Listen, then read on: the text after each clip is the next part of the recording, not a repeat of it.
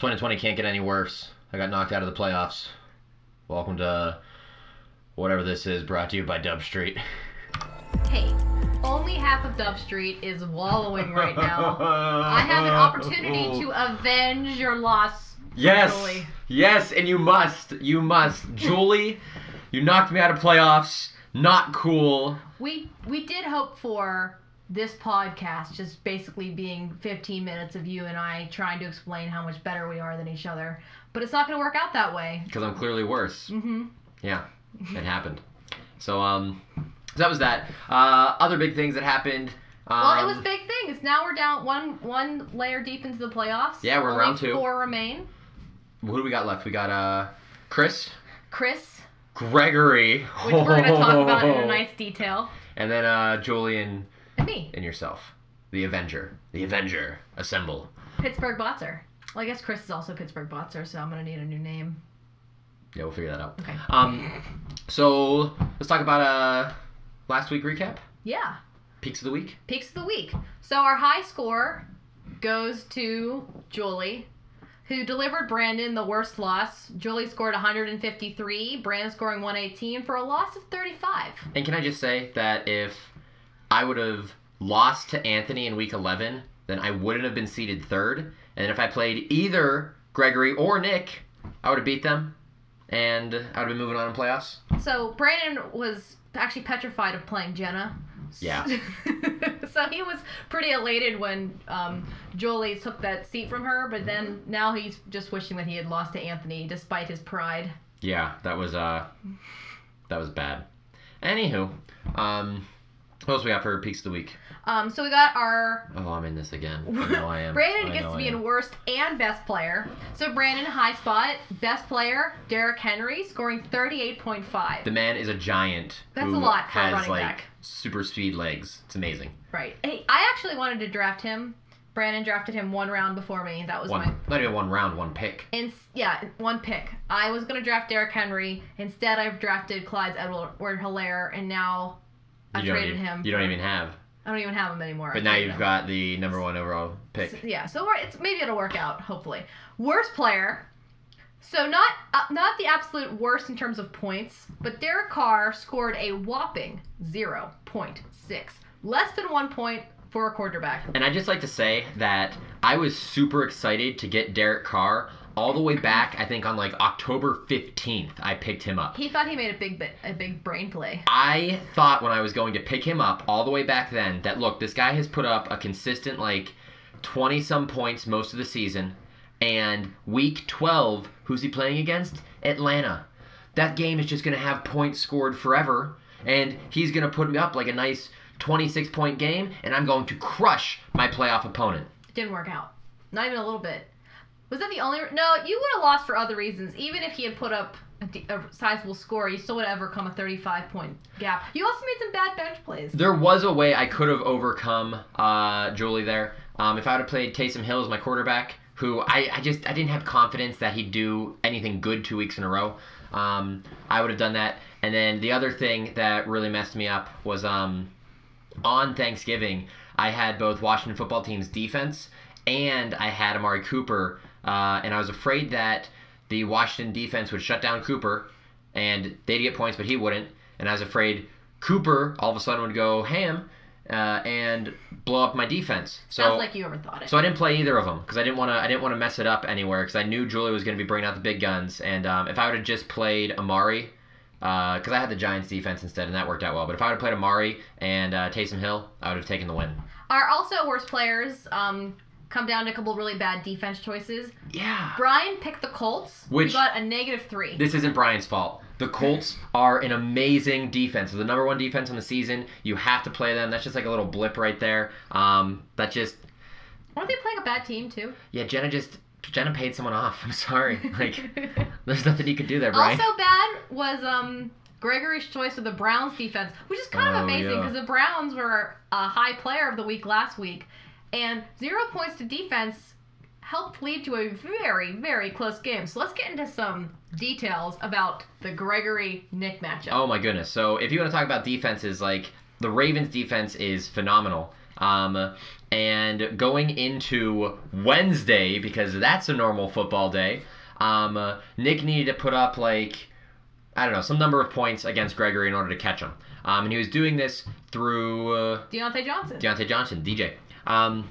So essentially, the Ravens defense was so good against Pittsburgh on Wednesday, and if you weren't watching this live, you should have. The family chat was going insane. I actually was watching Brandon respond, and then picked up my phone and realized I had 49 unread messages. It was insane. But Deontay Johnson just ran a bunch of really short routes and got peppered by Ben Roethlisberger for a ton of PPR league points per reception, right? So Nick's steadily getting closer, and he could have put Gregory out with this play right in the beginning. This is on the 4-yard line. Ball hits Deontay Johnson in the hip and then falls onto the ground. So Nick, you could have won it there. Nice drop. Deontay Johnson gets more passes throughout the game. Later on in the game, there's another fantastic moment where this is literally Nick needs one more catch here in order to win. And if you look at this play right here, they are literally, Deontay Johnson's in the bottom. He's at the 40 numbers, and he's got 2 blockers out, and Ben Roethlisberger's looking at him. This is a designed screenplay for Deontay Johnson to give Nick a point. A single point. So he can win, right? This catch and then small run. Deontay Johnson will win. And if you watch the game, Ben looks there, and then the Ravens defense is so good, they read this immediately, and then Ben goes to the other side of the field because there's nobody to throw to. So at this point, you're thinking oh my goodness, Gregory has locked this up. The only way Nick could get back into this is if somehow the Ravens score really quick and put pressure back on Steelers, and the Steelers will throw again.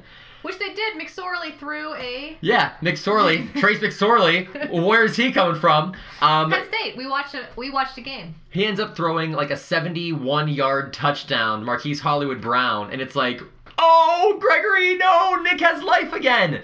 And then Nick gets the opportunity. They target Deontay Johnson for a 15-yard pass, and he puts his hands up. It's a fumble. Well, no, not that one. Oh, no, there's a different one? He puts his hands up, and the ball just hits his hands, and that's it. He drops it again. And then they target him again. He catches it, and then he fumbles for 2 yards, and then loses out on the last little bit of points. So it was so close. It was so intense. And Gregory won by 0.3? Yeah, it was 0.3. I like to appreciate just how good the banter was in the group chat. Even Chris showed up with a single message, which was #StatsCorrectionThursday. Yeah. Killed me. So anyone that's not joining and the group chat, you are missing out. We encourage you to hop in on this one. Yeah, but that was by far the probably most intense, meaningful game of the year. Because Brian's game at one point was closer whenever he played Julie. Yeah, I think that was .08. Brian ended up beating Jenna. But was that the Brian Jenna game where he beat her by .08? Oh. No, you're thinking you're sounding different. The closest game was Brian's, but this one was more meaningful. You're going for a playoff run here. So yeah. And then also some wins from obviously Julie won, Gregory won. We had Brian beat Jenna, Anthony beat Annie, and then in the battle of the basement, Uncle Rob pulled it out. Yeah, which means that I think I got all of my picks wrong last week. Yeah, so he's not very good at pick 6 or pick 5. So keep yeah, remembering that whenever he picks something, it might not work out for whoever he picks. Yeah. So time for pick 6 this week? Yeah, pick 6 this week. Okay, so let's run the pick 6. So let's start with the non-playoff teams, and then we'll finish off with the Okay, well, teams. We can start with you, non-playoff Brandon. Yeah, thanks. And Nick, non-playoff Nick. So looking at the ESPN probability projection here, I'm projected to win at 51%, but this is a neck and neck. I just can't see Taysom Hill being amazing 3 weeks in a row. I'm going to give this to Nick. Yeah, but Kyler Murray's playing the Rams. So Jared Goff also put up something like 3 points last week too. He's a terrible quarterback. Yeah, I don't want him. But I'm actually going with me this week. Dalvin Cook's playing Jacksonville. He can go through the roof. But I think the Rams are going to kind of stifle Kyler Murray, and I'm not playing Derek Carr, so it's pretty much an auto win. I think it's going to be Nick. Yeah, of course. All right. Let's see. Let's go. Brian v. Anthony. Brian. Oh yeah, Brian. Anthony's missing a player right now. He's got 8 to play. Like he what the has some heck? time to put it in. But... Yeah, but Brady's not playing for him this week, and unless he's got another quarterback, which he doesn't. Yeah, I'm going Brian on this Brian. one because Mahomes. Yeah. Yeah. Let's see. What Oh, else? William versus Annie. Ooh.